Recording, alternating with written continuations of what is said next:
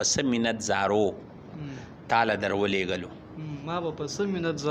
ما به پس منت زارو تاله درولېږلو تا به راوشړو ریبار زمانه نه خیرېږي ډېر ښکلی ډېر لا موده وشوه بلا موده به تېره شي خو مړه ستا هغه انکار زمانه نه هېرېږي او که دا ستا غمونه واړه به د سیل مې په ګډا کړم دا ستا غمونه واړه به د سیل مې په ګډا کړم راوابړم په سر باندې جامونه لیوني ډېر ښکلی خوشحال صاحب السلام علیکم ګرانو قدرمندو اورېدونکو عادل مردان یم راغلی یم د اعجاز خوشحال صاحب ځای ته چې د پښتو ادب سره وابسته دی او خپل نوم لري ډېر ښکلي شعرونه وي مونږ ته ډېر زیات متاثره شو راغو دوی ته دوی سره مو مرکه را جوړه کړه نو اعجاز خوشحال صاحب سره به خبرې اترې کوو دوی نه به شعرونه وورو ټولو نه لومبې په پروګرام کې اعجاز خوشحال صاحب تاسو ته په خیرالي وایم جی السلام علیکم وعلیکم سلام مینه او مننه دلجانه ډېر مشکور یم چې تاسو زما تر خوا راغلی او پر امید یم چې انشاءالله تاسو د پښتو ژبې او د ادب دا خدمت دغسې مخ پر وړاندې بوځئ او داسې ګرځئ چم په چم کوڅه په کوڅه او ځکه چې د پښتو ادب ډېرې ورکې ملغلرې پرتې دي زموږ په دې خاوره زموږ په دې سیمه کې بېوسو مجبورو د لاسه چې کوم دی لا د کتابونو د چاپ وسم نه نو په دې وجه باندې چې تاسو ګرځئ دا هلې ځلې او دا هسې کوئ نو دې سره ژبه به راژوندی کېږي او دعا کویم چې الله تاسو له همت درکړي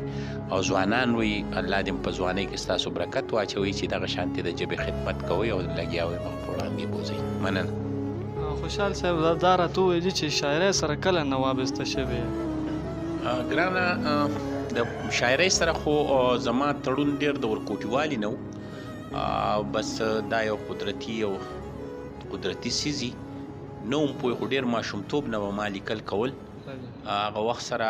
مطلب دا دی چې ډېر زیات لکه مطلب سکتې به پکې وي وخت تر وخته چې کله بیا مخ په وړاندې تلو نو دغه شانتې د ادبي محفلونو او دغه شانتې څه پاتې شول په هغې کې چې کوم دی د شاعرۍ سره نور هم په هغې کې وخت په وخته هغه غلطۍ به رانوتلې وو په باقاعده زده کړه مو چا نه کړې شاعرۍ کې دا به ووایم چې د شاعرۍ دپاره د زده کړه نه ځکه چې تاسو که وګورئ نو په دې ډېر زیات خلک شته دی پي ایچ ډي سکالران شته چا پښتو کې ایم پل او پي ایچ ډیانې کړي دي خو شاعران نه شاعري قدرتي څیز دی خو بهرحال ناست لکه زده کړه کوئ یا اصلاح دپاره بیا مختلف ټولنې پاتې شوې زما یو ملګری و زما استاد هم دی زما ورور هم دی ملګری مې هم دی غلام حیدر هغه به زما داسې کله به چې اصلاح به یې کوله ځکه چې شاعرۍ په دغه رموز موږ خو به لیکل قدرتي څیز دی که نه ما ته داسې څه وویل نو لکه اصلاح دپاره به ما ته غلام حیدر زما ډېره رهنمایي کړې ده خوشحال صاحب کتاب به مو چاپ کړي هر شاعر دا خوښي چې یاره زه خپل کتاب چاپ کړم نو تاسو څنګه ګرانه لا فلحال کتاب چاپ نه دی خو چاپ ته ریډي دی د خیره سره په نږدو کې مې خیال دی چې انشاءالله کتاب چاپ انشاءالله خوشحال صاحب بس تاسو را د شاعري وکړئ مننه ړومبی یو دوه شعره چې ما مې د ژوند د هر ارمان سلي ته وجړل سم لکه باران سلي ته او نن مې په زیر زیر مې ورته ډېر وکتل په زیر مې ورته ډېر وکتل د خپل افغان وطن دی وران سلي ته دا یو غزل دی د هغې مطلب ده چې ما چې څارله به ستا لار زمانه نه هېرېږي ما چې څارله به ستا لار زمانه نه هېرېږي هغه زړه ستړی انتظار زمانه نه هېرېږي او ما به په څه منت زارو تاله درولېږلو ما به په څه منت زارو تاله درولېږلو تا به راوشړو ریبار زمانه نه هېرېږي ډېر ښکلی ډېر او مونږه که پرېښی نو له ډېرې مجبورۍ مو پرېښی نو له ډېرې مجبورۍ مو پرېښی د ښکلو ځای پېښور ښار زمانه نه هېرېږي ډېر ښکلی زه چونکې ستاسو دې سیمې ته کډن راغلی یم د پېښور نه پېښور سره هسې هم زما زاړه یادونه دي د بچپن نو هغه مې پکې اظهار کړی دی مونږه که پرېښی نو له ډېرې مجبورۍ مو پرېښی د ښکلو ځای پېښور ښار زمانه نه هېرېږي او مال راکړې حوصله یې په قدم ده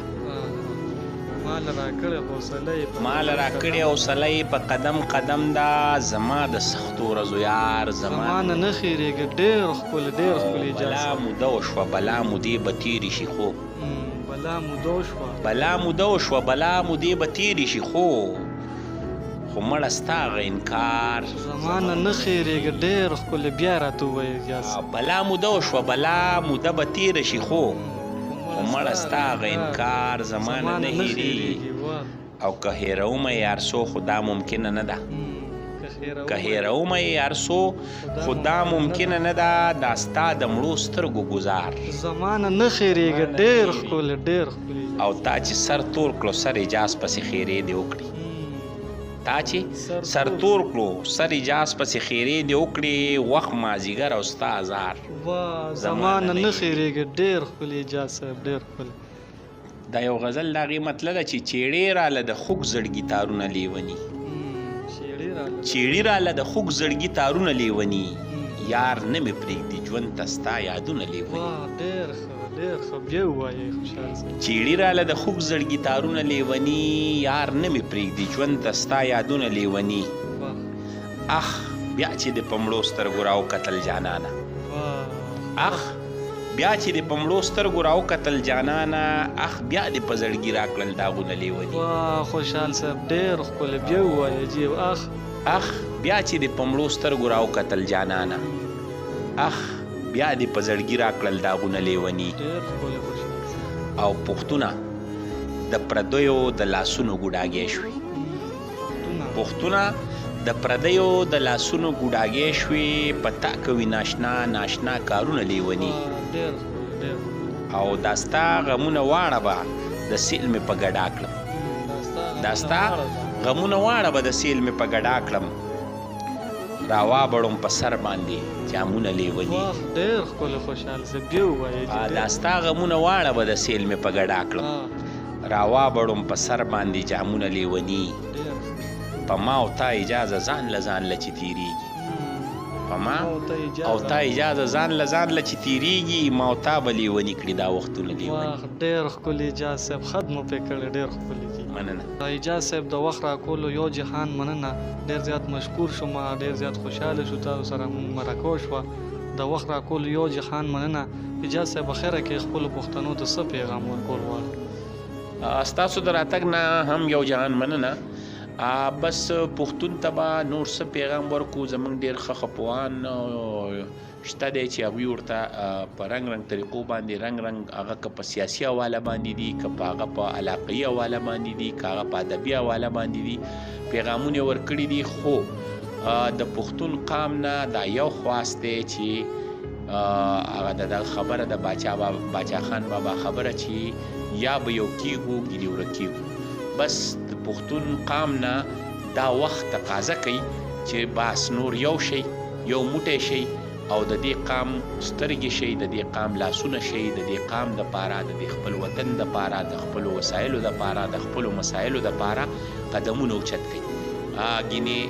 تاسو ته پته چې حالات په کم انداز باندې روان دي نو د وخت تقاضا هم دا ده چې بس پښتون قام یو شي او د خپل قام دپاره هلې ځلې مخ په وړاندې بوځي او سپیشل یو بله درته وایم چې دا تقاضا دا وخت تقاضا ستاسو د ځوان کول نه ډېره کوي باید چې دا تاسو ځوان کول چې کوم دی راپاسئ او د خپل قام مټې او لاسونه شي ډېره زیاته مننه اجاز صاحب یو جهان